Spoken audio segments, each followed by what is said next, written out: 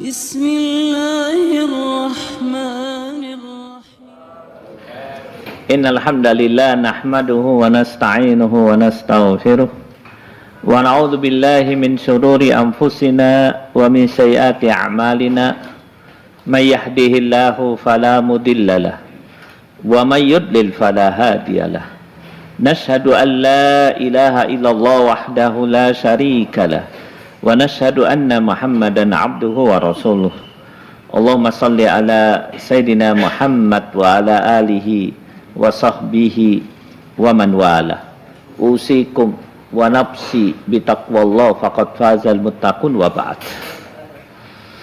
Ikhwan fillah rahimakumullah, alhamdulillah pada kesempatan malam ini kita bisa berjumpa. Mari kita berdoa kepada Allah Subhanahu wa taala, semoga perjumpaan ini memberikan manfaat bagi kita semuanya. Saya wasiatkan pada diri saya juga pada semuanya, marilah kita tingkatkan takwa kepada Allah Subhanahu wa taala. Ikhwanu fiddin rahimakumullah. Sebelum saya memulai ceramah, saya mau memberikan nasihat kepada antum sekalian. Saya yakin betul antum semuanya aktivis muslim.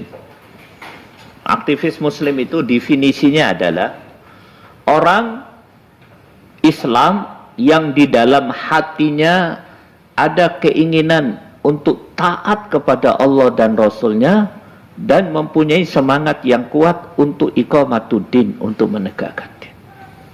Bukankah Anda semua memiliki itu semua? Inilah aktivis muslim. Nah, aktivis muslim itu harus banyak diberi nasihat. Karena Rasulullah SAW di samping dakwah kepada umat, beliau konsentrasi untuk berdakwah kepada para sahabat, para pendukung dan para penolongnya, yang tentu semuanya itu aktivis muslim. Saya mulai dari satu perkataan yang sangat terkenal dari seorang sahabat yang sangat terkenal.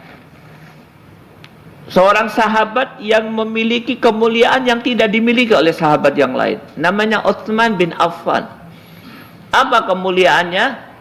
Banyak. Salah satu kemuliaannya, satu-satunya sahabat yang mendapatkan dua anak Rasulullah SAW sebagai istrinya. Ya. Kalau Ali hanya mendapatkan satu, dia mendapatkan dua. Dia mantu Rasulullah SAW. Keutamaan yang lain, Utsman bin Affan adalah mubashirina bil jannah, 10 orang yang digirangkan ke masuk jannah sementara dia masih hidup. Yang ketiga, Ahlul Badar, menyaksikan perang Badar dan ikut terlibat. Orang-orang yang menyaksikan perang Badar mendapatkan kemuliaan yang besar dari Allah Subhanahu wa taala. Yang keempat, Khulafaur Rasyidin. Apa kata Rasulullah? Alaika bisunnati wa sunnatil khulafaur rasyidin al-mahdiyyin abdu alaiha bin nawajib. Wajib atas Anda, kata Rasulullah, untuk mengikuti sunnahku, kata Rasulullah, dan sunnah khulafaur rasyidin al-mahdiyyin yang mendapat petunjuk. Gigitlah ajaran mereka sebagai dengan gerahammu, jangan kau lepaskan. Jadi satu dari 4 orang yang Rasulullah menyuruh kita untuk mengikut mereka, yaitu Utsman bin Affan. Dan yang terakhir kemuliaannya, dia seorang yang mendermakan dananya dengan pendermaan yang sangat besar pada saat Islam sedang berada di dalam keadaan yang lemah, ya, Utsman. Apa kata Utsman? Ada satu perkataan yang sangat terkenal. Lau tahurat qulubukum ma sabiat min kalami rabbikum. Masya Allah. Perkataan ini istimewa. Lau tahurat qulubukum ma sabiat min kalami rabbikum. Seandainya hatimu suci, bersih, maka pasti kau tidak akan pernah kenyang, tidak akan pernah jenuh, tidak akan pernah bosan untuk memahami, membaca dan mengamalkan Al-Quran. Lau tahurat qulubukum ma sabi'at min kalami rabbikum. Kalau hatimu suci, kau tidak akan bosan membaca Al-Quran. Kenapa orang bosan membaca Al-Quran? Jemu, baru 1 lembar sudah ngantuk, baru 10 ayat sudah malas. Kenapa? Karena hatinya tidak suci. Ya. Imanu fiddin rahimakumullah. Perkataan Umar ini, Utsman bin Affan ini seiring dengan ayat Allah Subhanahu wa taala. Allah menjelaskan di dalam surat 80 ayat 3 dan 4. Wa ma yudrika la'allahu yazzakka aw yazzakkaru fatanfa'ahu dzikr. Surat 80 ayat 3 dan 4. Dan tahukah engkau Muhammad SAW, barangkali dia ingin menyucikan dirinya dari dosa, atau dia ingin mendapatkan pengajaran yang memberi manfaat kepadanya. Nah, ayat ini menjelaskan kita akan mendapatkan al-intifa' minal Qur'an. Kita akan mendapatkan manfaat besar dari Al-Quran kalau kita melakukan 2 pekerjaan. Yang pertama, tazkiyatun nafas, mensucikan hati. Ini dulu. Yang kedua, yazakkaru, mempelajari Al-Quran. Yang terjadi hari ini, banyak orang mempelajari Al-Quran tapi dia melupakan tazkiyatun nafas, ya. Mensucikan hati. Imanu fiddin rahimakumullah, ya. Kenapa hal ini saya sampaikan? Tapi sebelumnya mari kita dengarkan ayat Allah Subhanahu wa taala, dan ini menguatkan ini semua. Allah Subhanahu wa taala berfirman di dalam surat Al-Jum'ah, ya. Sengaja saya sampaikan nomor-nomornya. Maksudnya apa? Sampai rumah dibaca, ya. Sampai rumah dibaca suratul Jum'ah ayat 2. Di situ Allah menjelaskan 4 metode yang digunakan oleh Rasulullah, dan Rasulullah sallallahu alaihi wasallam selalu menggunakannya untuk mengeluarkan manusia dari jalan yang sesat. Ada 4 metode. Yang pertama yang pertama adalah bacakan Al-Quran, ya. Bentar. Ya, baca artinya. Dialah yang mengutus seorang Rasul pada kaum yang terdahulu dari kalangan mereka sendiri, yang membacakan kepada mereka ayat-ayatnya, menyucikan jiwa mereka, dan mengajarkan kepada mereka kitab dan hikmah sunnah-sunnah. Meskipun sebelumnya mereka benar-benar dalam kesesatan yang nyata. Yatlu alaihim ayatih wa yuzakkihim wa yu'allimuhumul kitab wal hikmah. 4 metode Rasulullah. Yang pertama, bacakan Al-Quran. Yang kedua, sucikan hatinya. Loh, coba lihat ya. Sucikan hatinya. Yang ketiga, ajarkan Al-Quran. Dan yang terakhir, ajarkan sunnah Nabi sallallahu alaihi wasallam. Hikmah itu, semua kata hikmah di dalam Al-Quran, kata Imam Syafi'i, maknanya adalah sunnah Nabi sallallahu alaihi wasallam. Maka iman fiddin rahimakumullah, sekali lagi saya ini selalu jumpa Anda. Jumpanya di majelis pengajian. Kalau jumpa di luar, kita jumpa sama-sama sedang bertakbir, menegakkan kalimat Allah, menghadapi segala macam kecurangan, kedoliman, ya.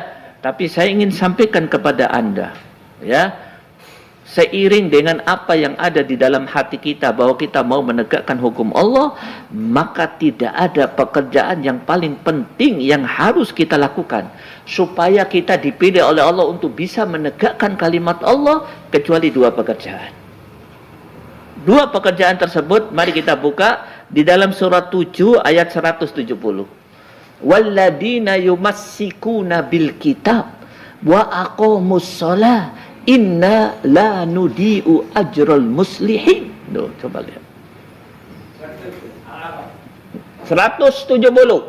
Dan orang-orang yang berpegang teguh pada kitab serta melaksanakan salat akan diberi pahala. Sungguh kami tidak akan menghilangkan pahala orang-orang saleh sedikit. Nah, inna la nudi'u ajral muslihin. Sungguh aku tidak akan menyia-nyiakan pahalanya al-muslihun. Apa itu al-muslihun? Kalau sekarang paling tepat diartikan aktivis muslim, yaitu orang-orang yang mau mengadakan perbaikan, membawa umat ke jalan yang lurus, mencegah umat daripada kehancuran, mencegah umat daripada kebinasaan, membawa kehidupan kepada kehidupan yang benar menurut Allah. Aku akan beri pahala mereka dan tidak aku akan sia-siakan. Syaratnya mereka melakukan dua pekerjaan. Maka saya mengambil satu kesimpulan, dan ini kesimpulan beberapa ulama. Dua pekerjaan yang selalu harus dilakukan oleh aktivis muslim. Yang pertama, yumassikuna bil kitab, berpegang teguh kepada Al-Quran. Cara berpegang teguh, paling banyak yang dibaca setiap hari Al-Quran. Paling banyak yang dipelajari Al-Quran. Paling banyak yang disampaikan Al-Quran. Tren kehidupannya memperjuangkan Al-Quran. Itu dia berpegang teguh kepada Al-Quran. Wa aqimus sholat. Wa aqamus sholat. Dan mendirikan salat. Gimana fiddin rahimakumullah? Loh Ustaz, bagaimana caranya? Sucikan dulu hati. Pak, menurut penyelidikan, kekalahan dalam banyak peperangan, termasuk peperangan di zaman modern, itu bukan military defeat, bukan kekalahan dalam hal militer, tapi moral defeat, kekalahan moral. Nazi Jerman kalah. Kenapa? Kenapa kalah? Semua orang tahu, moralnya runtuh. Dia kuat pada saat itu dalam hal militer. Kenapa Afghanistan Rusia hengkang dari Afghanistan? Padahal Rusia pada saat itu satu dari dua superpower yang memiliki keunggulan, bahkan mengalahkan Amerika, superpower yang satunya. Apa sebabnya? Not military defeat, bukan kekalahan militer, tapi kekalahan moral, runtuh moralnya. Kenapa Amerika hengkang dari Afghanistan di peperangan menghadapi mujahidin Taliban? Sebab utamanya bukan military defeat, bukan kekalahan militer, tapi moral defeat, kekalahan moral. Apa intinya? Tak ada iman. Maka Iwan fiddin rahimakumullah, kalau kita ingin memenangkan perjuangan, perjuangan apa Ustadz? Loh, masa nggak tahu? Ini kan akhir zaman. Sebentar lagi dunia akan terbagi menjadi dua kekuatan. Kekuatan yang dipimpin oleh ashabud Dajjal, oleh pengikut-pengikut Dajjal dan dipimpin oleh Dajjal, dan kekuatan yang dipimpin oleh ashab Imam Mahdi, pengikut Imam Mahdi, dan Imam Mahdi akan berperang. Kapan itu? Tidak terlalu lama lagi. Nubuat Rasulullah sudah mengarah ke situ. Akan ada peperangan besar. Coba kita lihat dengan mata yang jujur, dengan hati yang jujur, dengan akal yang sehat. Kita akan melihat bahwa masing-masing mereka sedang menyusun kekuatan. Orang-orang kafir, orang-orang munafik menyusun kekuatan. Untuk apa? Memenangkan pertempuran tersebut. Terus apa yang harus kami kerjakan ya Ustaz? Kekuatan moral, iman. Apa yang harus kami lakukan? Perkuat memegang Al-Quran dan perkuat mendirikan salat. Terus apa modal utamanya? Tahurat qulubukum. Lau tahurat qulubukum ma syabi'at min kalami rabbikum. Pak, menang itu seperti apa sih? Apakah menang itu bisa mengibarkan bendera tauhid di atas puncak gunung Himalaya? Lah. Ataukah bisa mengibarkan tentara tauhid di atas genteng Gedung Putih? Lah. Apakah bisa mengibarkan bendera tauhid di menara yang paling tinggi di muka bumi ini? La. Kemenangan yang sebenarnya adalah, mari Allah Subhanahu wa taala tunjukkan kepada kita. Buka surat 8 ayat 45. Ini akidah, Pak. Surat Al-Anfal, surat 8 ayat 45. Baca. Wahai orang yang beriman, apabila kamu bertemu pasukan musuh di medan perang, maka berpegang teguh hatilah dan sebutlah asma Allah banyak-banyak, berzikir dan berdoa agar kamu sukses mengalami kemenangan. Kok bacanya kurang lancar, kalah sama presenter Metro Tipu. Kalah sama juru kampanye partai. Yang bagus, yang semangat, jangan kalah. Wahai orang yang beriman, apabila kamu bertemu pasukan musuh di medan perang, maka berteguh hatilah dan sebutlah zikir pada Allah sebanyak-banyaknya dan berdoa agar kamu memperoleh kemenangan. Ya ayyuhalladzina amanu idza laqitum fi'atan fasbutu wadhkurullaha katsiran la'allakum tuflihun. Wahai orang-orang yang beriman, maukah aku beritahu kepada kalian jalan kepada kemenangan? Menang menurut Allah, menurut timbangan syariat. Apa itu? Apabila engkau jumpa dengan musuh face to face, wajhin biwajhin, di dalam satu pertempuran. Pertempuran itu maknanya dua, ya, bersama-sama di medan pertempuran atau bersama-sama sedang menyusun kekuatan. Waktu kau jumpa musuh, lakukan dua pekerjaan, kau akan menang. Apa itu? Fasbutu wadhkurullaha katsiran. Selalu teguh, tetap teguh pada perjuangan, tidak berpaling sedikit pun, ya. Tetap mengejar visi perjuangan, tetap mengarahkan seluruh potensi untuk mengejar tujuan. Wadhkurullaha katsiran, dan zikir kepada Allah Subhanahu wa taala yang banyak, bukan sembarang zikir. Subhanallah, subhanallah. Ikhwan fiddin rahimakumullah, saya buka pendapat ulama, saya mengambil satu kesimpulan. Dua kemampuan itu tidak akan pernah bisa muncul dengan sendirinya. Itu akibat daripada proses yang panjang. Prosesnya apa? Baca Quran, berpegang teguh kepada Al-Quran, mendirikan salat. Dengan apa? Dengan hati. Baca Qurannya dengan hati. Ustaz, saya sudah baca Al-Quran. Tidak dengan hati kau, hanya dengan mulut dan lisan. Loh, orang yang baca Al-Quran dengan hati itu contohnya apa? Nih saya tunjukkan. Umar Ibn Khattab radhiyallahu anhu. Qiraatul Quran bil qalb. Dia naik kuda, coba lihat. Di pasar. Dia mendengar ada seorang sahabat di kejauhan baca Quran. Apa yang terjadi? Terlena dia dengan baca Al-Quran, jatuh dari kuda, sakit berbulan-bulan. Ditanya oleh sahabat, ya Umar, Anda sakit jatuh dari kuda? Lah, saya sakit bukan jatuh dari kuda. Bro, saya ini jago naik kuda, jatuh dari kuda itu makanan sehari-hari. Ingat, saya sakit berbulan-bulan karena waktu saya naik kuda itu saya mendengar seorang sahabat nun di kejauhan. Saya dengar sayup-sayup dia membaca Al-Quran. Tahukah Anda ayat apa yang dia baca? Buka surat 52. Catat ini bagus ini, ya. Atur. Ayatnya sebentar.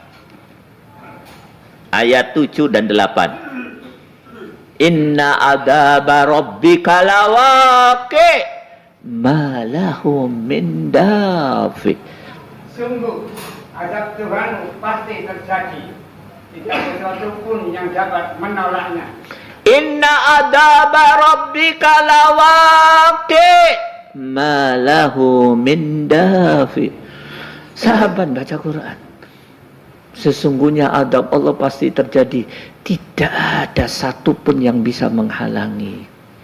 Masuk ke dalam hatiku, menangis mataku, menangis hatiku, lupa aku di atas kuda, Jatuh pula aku. Dalam jatuhan aku menangis dan akhirnya aku sakit berbulan-bulan. Coba lihat. Beda dengan kita. Kebanyakan kita baca Qur'annya bukan orang lain, baca sendiri. Bukan di atas kuda, di Masjid Al-Falah. AC-nya lebih dari 10. Karpetnya paling puk sak Surabaya. Ngaji sendiri, tetapi tidak dapat manfaat. Kenapa? Bacanya hanya dengan lesan saja. Laisa bil qalb. Nah, ini yang dimaksud dengan usmat. Lau tahurat qulubukum ma sabiat min kalami. Iman fiddin rahimakumullah, banyak maaf saya ngulang-ulang masalah ini karena kekuatan kita ada pada Al-Qur'an. Kenapa hal ini harus disampaikan Ustaz? Loh, musuh sudah melakukan segala-galanya. Iya apa tidak? Iya apa tidak? Ya. Sudah melakukan segala-galanya. Kalau kita mau tanding segala-galanya, kita di bawah musuh. Tapi yang paling bisa kita andalkan hanya satu saja. Kedekatan kepada Allah, iman kepada Allah, takwa kepada Allah. Ustaz, saya mau i'dad, yang paling bagus apa? Push up enggak? Push up enggak penting. Kenapa tidak penting? Sudah tua mau push up 30 push up masuk rumah sakit. Ustaz, memanah mbak tak penting. Memanah itu hanya 10 meter toh. 30 meter tidak kena musuhnya. Kalau untuk olahraga iya. Untuk push up iya, jaga stamina. Tapi i'dad yang sebenarnya, yang paling penting i'dad imani, i'dad iman. Apa itu? Menangis membaca Al-Quran setiap malam dan sholat dengan tahajud, sholat tiap malam, sholat sambil menangis. Ya, khusyuk di dalam 3 hal kata ulama: fi dzikrillah, fi shalah, wa fi qiraatil Quran. Sudah. Waktu dzikirnya khusyuk, waktu baca Al-Quran khusyuk. Baca Quran khusyuk. Para sahabat kalau baca Quran nangis. Kalau ada kata-kata ya ayyuhalladzina amanu, tak, diam dia.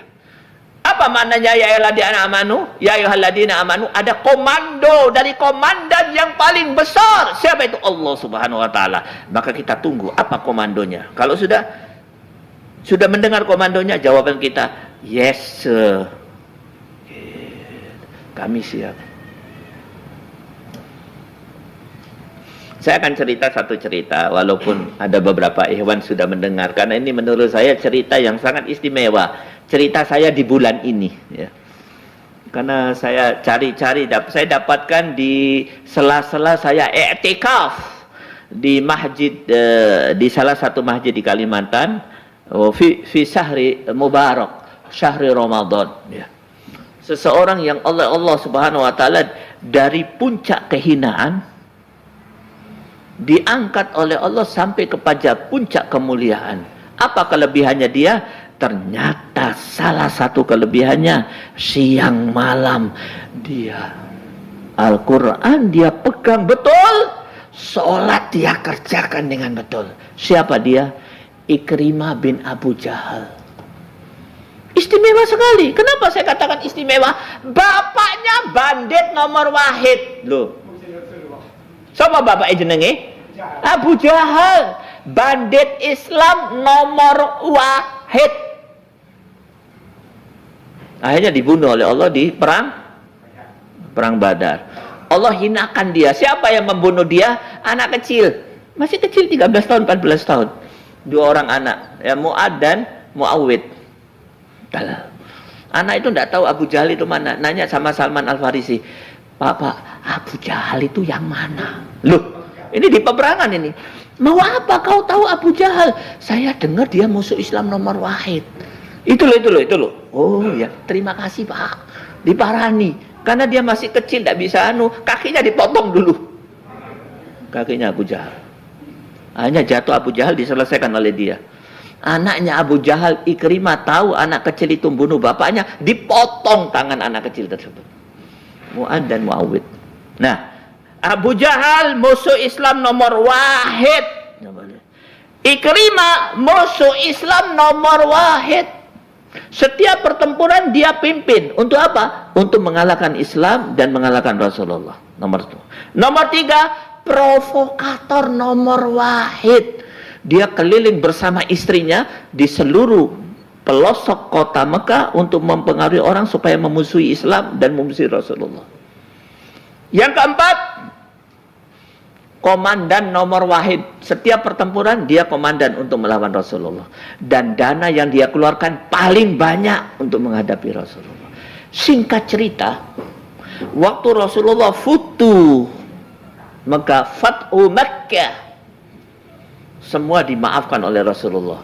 Kecuali beberapa orang. Salah satunya Ikrimah. Ya Rasulullah, Ikrimah. Ikrimah tak ada maaf. Hadirkan ke sini, kita penggal kepalanya. Kenapa? Musuh nomor wahid. Bapaknya musuh dia. Musuh provokator nomor wahid. Cari Ikrimah. Ikrimah lari. Lari. Istrinya masuk Islam. Istrinya Ikrimah masuk Islam. Setelah masuk Islam, istrinya datang kepada Rasulullah. Apa kata istrinya? Ya Rasulullah, tidak ada yang kami minta setelah kami masuk Islam kecuali satu. Apa? Maafkan suami kami. Ikrimah, kau suamimu Ikrimah? Naam ya Rasulullah. Kata Rasulullah, saya maafkan. Keponakannya anaknya paman ya, sanak lah, saudara dekat Rasulullah. Istrinya tokoh juga. Kata Rasulullah, saya maafkan. Girang istrinya dikejar Ikrimah. Ikrimah sudah lari jauh, sudah hampir nyabrang, sudah mau menuju ke Afrika, sudah nunggu kapal. Datang istrinya. Kata istrinya, tidak usah nyabrang, kau dimaafkan oleh Rasulullah. Datanglah dia. Di dalam perjalanan Ikrimah mau menyentuh istrinya. Kata istrinya, lah, aku sudah jadi muslimah ya. Sampai Rasulullah dia bersahadat. Setelah bersahadat dia kuasai, dia pelajari Al-Quran, dia ibadahnya bagus ya.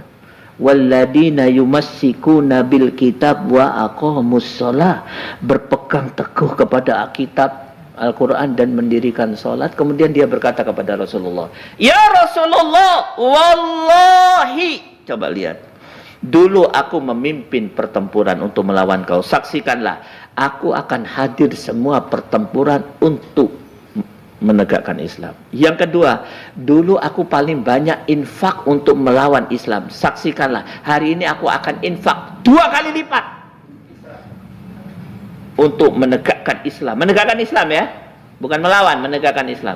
Dulu aku melawan Islam, hari ini aku mau menegakkan Islam. Dulu aku infak paling banyak di kota Mekah, hari ini aku akan infak 2 kali lipat dari apa yang aku infakkan untuk membela Islam.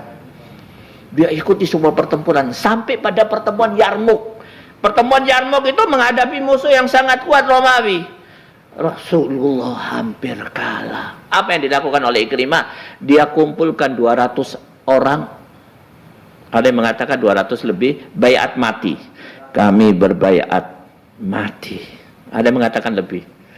Untuk siap mati, masuk ke medan perang melawan Romawi. Dilihat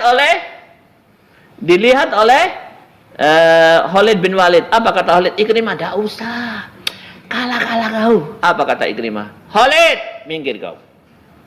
Kau sudah terlalu banyak jasamu buat Islam. Sudah terlalu banyak pertempuran yang kau pimpin untuk membela Islam. Aku baru sedikit.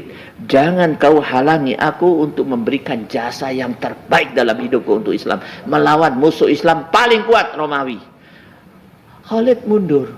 Maka terjadilah peperangan. Dan di peperangan itu Ikrimah syahid. Tahukah Anda bagaimana syahidnya Ikrimah? Syahid yang sangat baik. Kisah 3 orang itu loh. Kita kan selalu dengar kisah, ada orang syahid dikasih minum. Sebelum minum dia lihat kawannya parah, dia kasih kawannya lagi. Sebelum dia minum dia kasihkan kawannya. Sebelum dia minum kembali dia meninggal. Salah satunya Ikrimah bin Abu Jahal. Ihwanufiddin rahimakumullah. Musuh Islam nomor wahid menjadi pahlawan Islam nomor wahid. Ustadz, apa sebabnya? Tentu sebabnya 2. Yang pertama, hidayah Allah. Tidak kita pungkiri hidayah Allah. hidayah. Yang kedua, dia berusaha. Karena sebab itu ada dua, minal mawahib dan minal makasib. Minal mawahib karunia Allah, hidayah Allah. Yang kedua, minal makasib, usaha apa usahanya? Lau tahurat qulubukum ma sabi'at min kalami rabbikum. Selalu baca Al-Quran dan suci hatinya waktu baca Al-Quran, sehingga dia bisa mendapatkan sebesar-besarnya dari Al-Quran.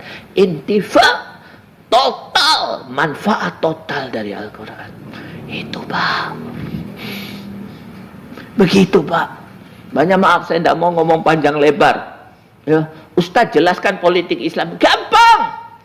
Ustadz ekonomi Islam gampang. Yang sulit apa? Menundukkan diri kita untuk menguasai Al-Quran. Iya apa enggak? Iya apa enggak? Iya. Loh saya sudah survei kok. Ternyata pekerjaan yang paling berat itu baca Quran. Kalau disuruh milih baca Quran atau ngangkat 2 kuintal, milih ngangkat 2 kuintal. Ayo baca Quran atau bersihkan WC. Tak bersihkan WC saja. Baca Quran ini berat. Kita akan dikasih penyakit oleh iblis. Penyakit itu namanya arasan. Arasan.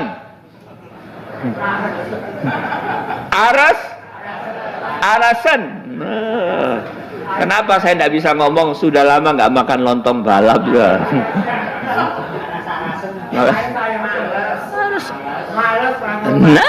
Harus. Banyak maaf.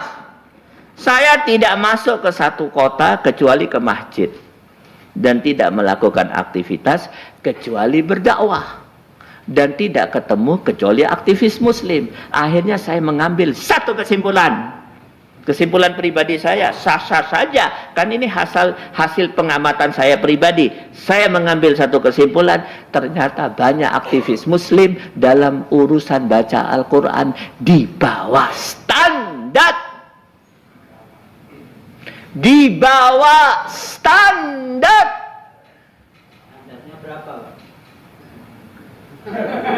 Mendekati titik nol. Kecuali mereka yang mendapat rahmat Allah. Salatnya oke. Jenggotnya dawa, hireng gini. Puasanya puasa Daud, tapi urusan baca Al-Quran di bawah standar. Nih, mari saya tunjukkan satu ayat. Ya.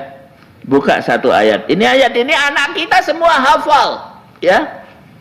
Nah, juz amma kok, ya. Semua anak kita hafal, tapi sayang banyak di antara kita tidak memahami ayat ini, yaitu surat 81 ayat 26, 27, 28, 29. Nah, At-Takwir 26, 27, 28, 29. Yang enak jangan kalah sama presenter Metro Tipu. Ya. Maka kemanakah kamu akan balik? Al-Quran itu tidak lain adalah peringatan bagi seluruh alam raya, yaitu bagi siapa di antara kamu yang menghendaki menempuh jalan yang lurus al-Islam, dan kamu tidak dapat menghendaki menempuh jalan itu kecuali apabila dikehendaki Allah, Tuhan seluruh sekalian. Oke, sudah. Fa aina tadhabun?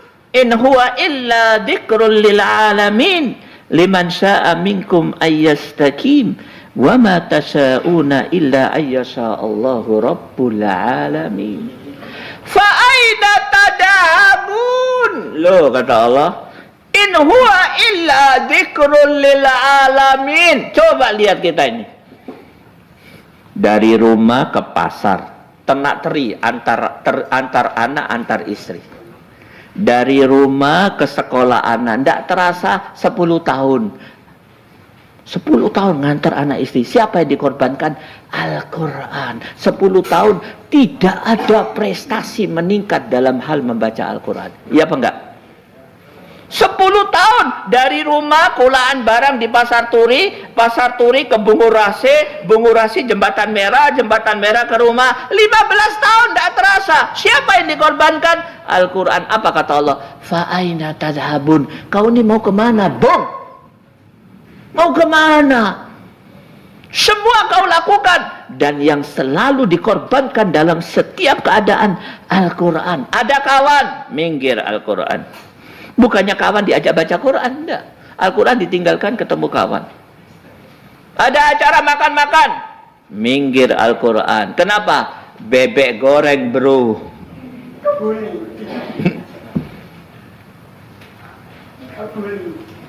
Apalagi adanya alat yang sangat berbahaya ini, namanya Android, ya.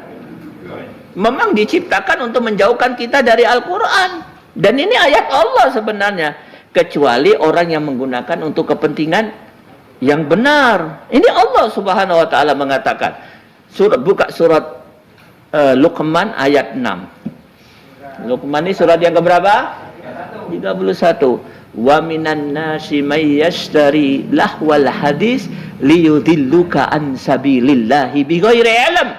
Wa minan nasi may yashtari lahwal hadis liyudilluka an sabilillahi. Ayat 6. Dan di antara manusia ada orang yang mempergunakan percakapan kosong untuk menyesatkan manusia seluruhnya dari jalan Allah tanpa ilmu dan menjadikannya bahan olok-olok. Mereka itu akan mengenal azab yang menghinakan dunia akhirat.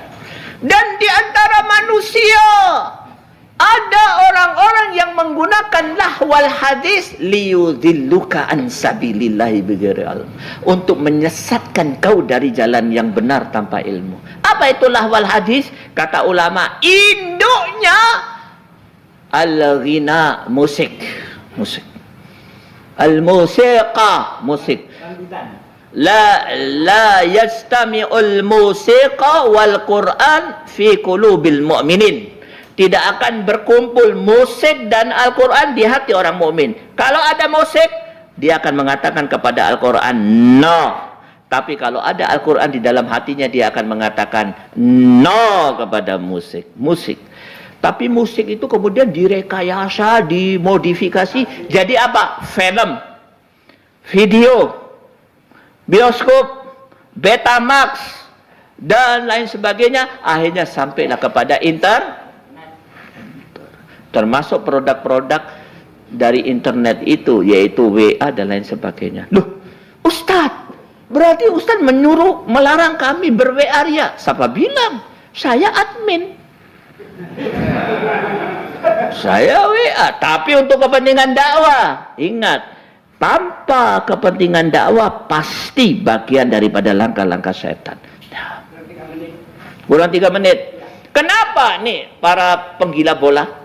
Kenapa acara bola di stadion 10 November pasti dimulai jam 2 sebelum asar, diakhiri setelah isya? Kenapa? Disengaja, Pak. Disengaja.